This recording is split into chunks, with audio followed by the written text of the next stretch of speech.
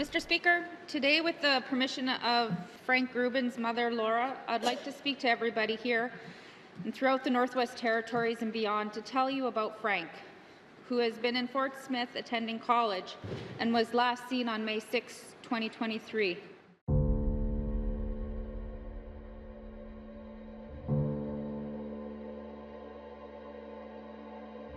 But I don't know how I can deal with this anymore. I don't know how to control it. Mr. Speaker, I wanted to bring awareness of who Frank is, make a face, and turn him into a person for the rest of the territory and the rest of the world.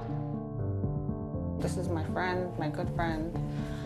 He's missing, and I don't want to accept that. Frank is an Indigenous man of the LGBTQ community. And when I heard of the statement released by the RCMP yesterday of no evidence of foul play, it shook me to my core. Right now, Frank, to us, has just vanished. Mr. Speaker, if there is no foul play, then where is he? He wouldn't just disappear. Something has happened to him, and somebody knows something.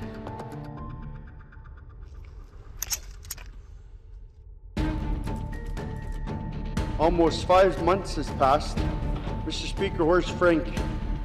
I'm going to ask you again, where's Frank Gruben?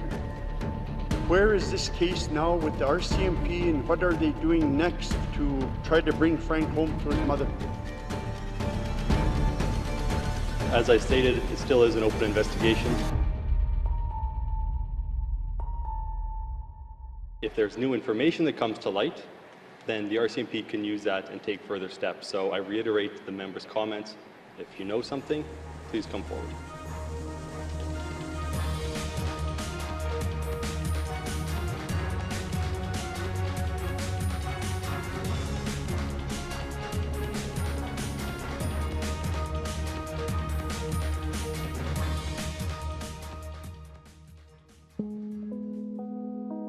Aklavik, Northwest Territories.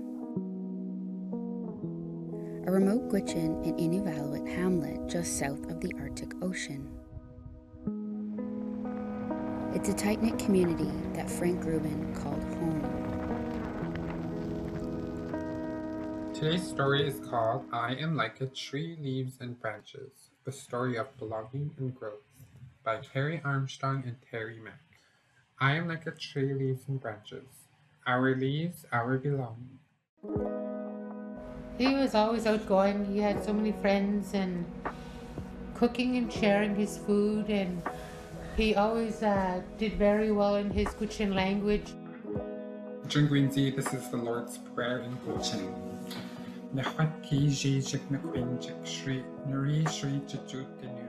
Really like spending time with his friends and his family, and very outgoing, always just jolly.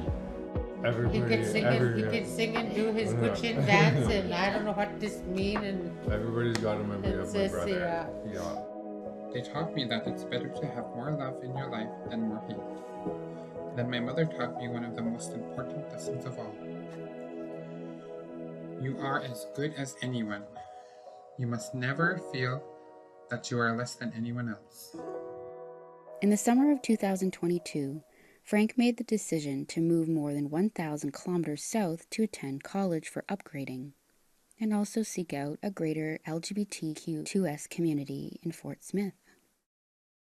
But we didn't know he was going through such a hard time, and like if we knew that, we could have probably prevented it.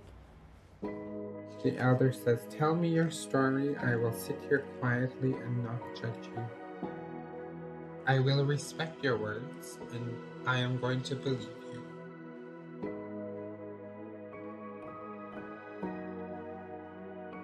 In an effort to answer some of the lingering questions behind Frank's disappearance, APTN Investigates retraced his steps.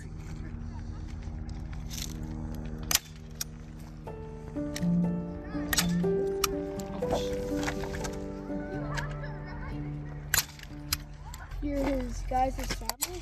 Yeah. Virginia Kodakak and Ann Jackson were both classmates and good friends of Frank's. Oh, yeah. No, don't do it. Perfect. Safe havens while they were away from family. Look at all those staples. Like we want the people to see it, right? How many staples are there? A million. Honest one, Nana? Yeah. The first time Frank really stood out to me was in orientation. We were all standing in a circle and introducing ourselves, and nobody really said anything, but Frank did.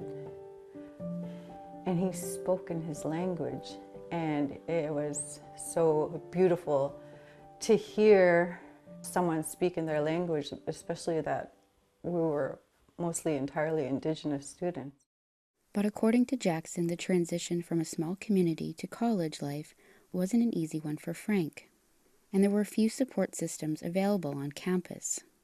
It's the struggle with students coming in from the north that really needs to be looked at, so that they're not failing and they're not getting kicked out of their dorms.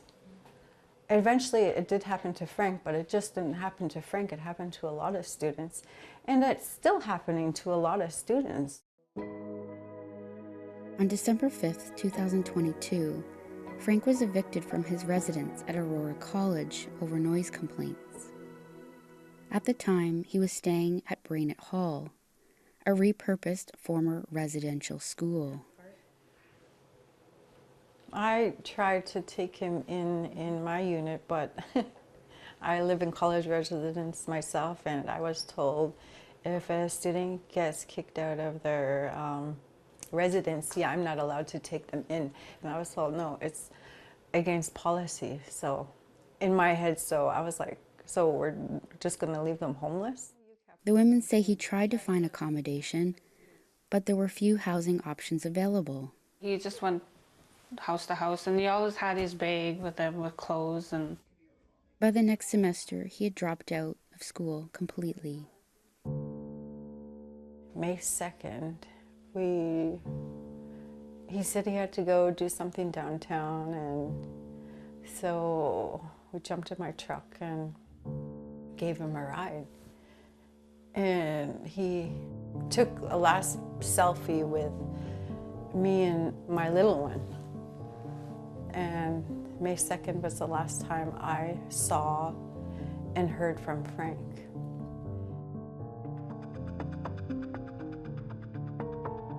it was playoff season, and I was like, hey, you want to watch a hockey game? We'll watch it outside on the deck. His birthday was the next day, and we just kind of like celebrated a little bit, and that was May 3rd, and then May 4th was his birthday, and I never heard from him since May 4th. According to the RCMP family and friends, Frank did not have a cell phone with him weeks before he had disappeared. However, Jackson and Kodakak say that he always found a way to check in with them to let them know he was safe. He never goes without not contacting me or Anne-Marie, ever. He'll find a way. He'll phone, he'll text, or he'll message us. May 8th, 10:08 p.m., I thought to myself, to hell with this. To hell with this. Pick up the phone and dial the police number. And after that, it was a missing persons report.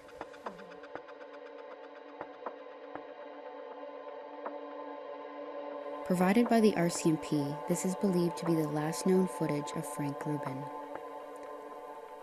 It was recorded the night of his disappearance, May 6th, from a security camera at an elementary school. The footage is hard to make out, and while they can't be certain, the RCMP believe that one of the individuals is Frank. No one has seen or heard from Frank Gruben since this night. You know, everything sinks in. You want answers. You want to know where your friend has been, who is he with. So you start reaching out and calling community members. You want answers. You want to know where he is, and you want to know if he's okay or if he's safe.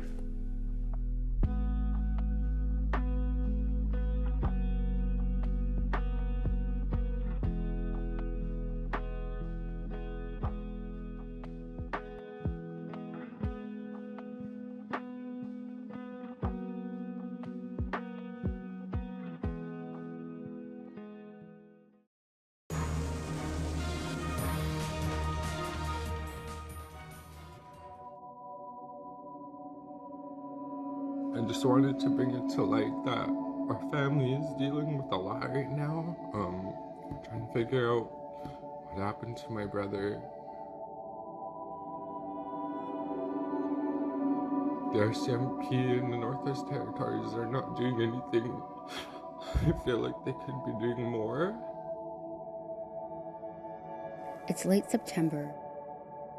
Frank Gruben has been missing for nearly 5 months. Our family feels so helpless. We don't know what to do.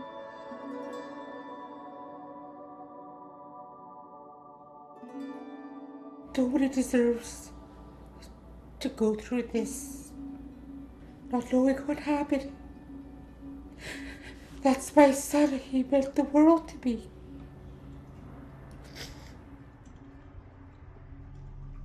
The Northwest Territories does not currently have missing persons legislation. There is no official search and rescue force, and authorities have fewer powers than other jurisdictions. The territorial government committed to developing an act more than 3 years ago. One of the calls to justice from the National Missing and Murdered Indigenous Women and Girls final report. It's just, it's devastating to try to live every day without my brother. Kind of feels guilty to be alive. And that's hard. According to the RCMP, there are more than 80 open missing persons cases throughout the Northwest Territories, Frank being one of the most recent. Other cases are much older. Laura Kalinick grew up not knowing what happened to her own father, who disappeared during a work trip in September 1983. And this is my parents right here. This is my dad. That's my mom. That's my dad went missing. And we never did get answers for him. Still to this day. So remember to always tell your family you love them. It's so important to share that every day. Doesn't cost nothing to say I love you. A lot of people. And there's a couple places like across the highway. We searched all from here all the way down. Like there was like 27 people walking in the bush, like arm length, all the way down. Jenny Cummings was one of the many community members in Fort Smith, Northwest Territories, who helped with the search efforts in the early days of Frank's disappearance. There's a few of us that went out there. We all went out there and searched around in all the old houses and stuff, and by the riverbank and through the bush with quads and stuff. We all went to Fitzgerald. We searched all around there. Some of the people that do live there let us go into their yards to search. So we had lots of support. It's just that it still came up with nothing. With no formal search and rescue body in the region, community members began their own volunteer searches. I think we need closure for these people. We need closure for his mother, his brother, and his other family. Just because Frank wasn't from here, he was from another community, every person matters. Every child matters. And that's all I can say. Please, if you have something to share, come out and give it to us so we can find them and bring them home. Salt River First Nations' Ken Inuvialuk has volunteered with search and rescue for decades. At one point, he was asked to take a lead in Frank's search. I have respect for the RCMP, but they were not involved like they should have been. There was sightings on Frank Gruben the night before he went missing, and I think they could have possibly did a lot more. You know, had they got involved, did a better investigation, bring their dogs in, he was sighted by 2 different groups of people at that same particular time. I'm just wondering why the RCMP did not put more effort into this. Like, they could have helped a lot more. Less than 3 weeks after Frank was reported missing, RCMP released a statement saying that they found no evidence of foul play. The quickness of that assessment sparked much criticism from the family and left the community questioning their commitment to the case. The lack of missing persons legislation in the NWT prevents police from accessing cell phone records or other personal information that might help in the search. By the end of June, the RCMP informed Frank's family that they had exhausted all leads in the case. It is not the mandate of the RCMP to lead a search and rescue team. It is not a mandate that the RCMP has up here. So it has to be a community-led search. Sergeant Karli Zschogner is with Fort Smith RCMP. He agreed to take APTN Investigates around the community to some of the areas where Frank was last seen. Right now, so we're driving by JBT School. We're on McDougall Road in Fort Smith, and we're approaching Field Street right now, where Frank Gruben was last seen. There was a ton of tips received, but nothing is adding up. So that's one issue that we faced. Conflicting stories. We felt like we were making a step forward when, you know, you'd make 1 step forward, 2 steps backwards, kind of thing. So for us, that was very frustrating. What duty can the RCMP do in, re-interviewing or getting them to question? Because it's normal, people might not tell the truth or bypass it to somebody else. I mean, how much can you pressure just to letting it We can't pressure them. What if we have a major development in a year or 2, but we've pressured the witness when we should not have, and they told us something that's incriminating, then that doesn't become admissible in court. According to Yomaz, RCMP have followed up on a number of tips and have questioned all the individuals who were believed to be with Frank the evening of May 6th. APTN has tried to make contact, but no one has been willing to speak with us. Right now, Frank, to us, has just vanished. Sometimes you come to a dead end and there's nothing else you can do. We understand there's no legislation for the Missing Persons Act, but there is an urgent need for us to get that information because we want to know where this guy is. There's a mother that's been crying every day since he disappeared, and we want to give her the answers that she's looking for, so we don't have that.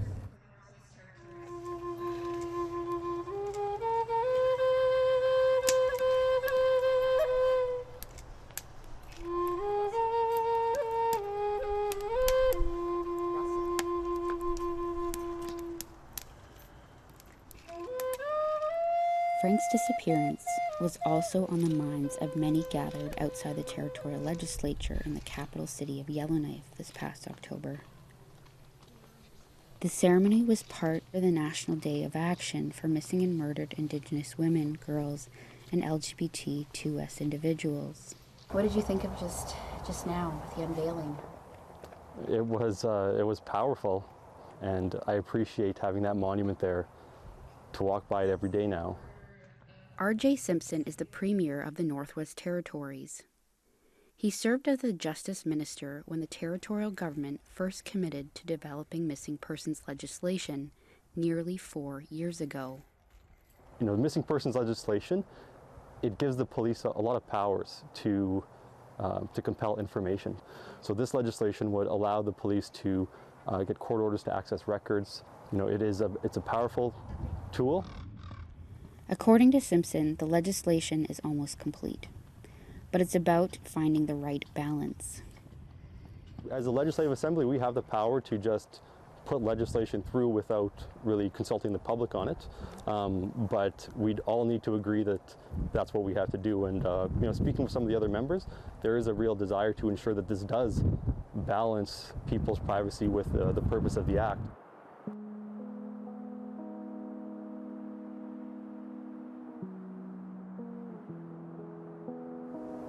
You see the picture on Virginia shirt?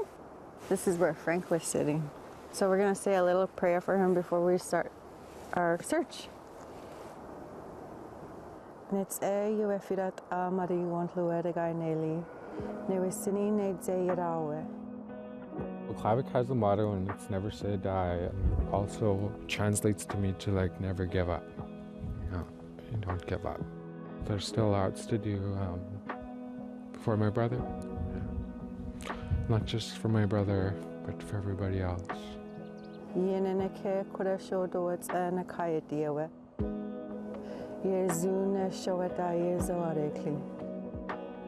In my eyes, I see we're all God's children, and we should be all treated equally, no matter if we're gay, no matter the color of our skin. We are all God's kids, and we have to be there for each other. The guy Marine was sinimo rache sintakalu rache ga gonte he duwala aladi belonte wala akagontenida. All I want is to bring him home. We need him home. I just want closure.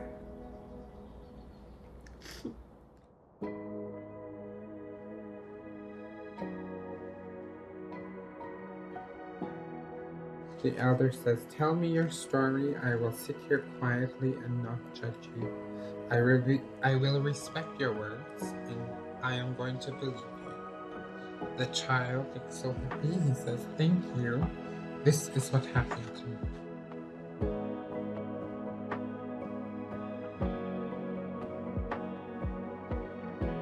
We need justice. Frank deserves justice.